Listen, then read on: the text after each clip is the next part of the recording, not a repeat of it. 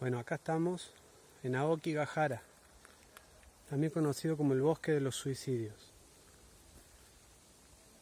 Lo más impresionante es que no se escucha absolutamente nada. Ningún ave,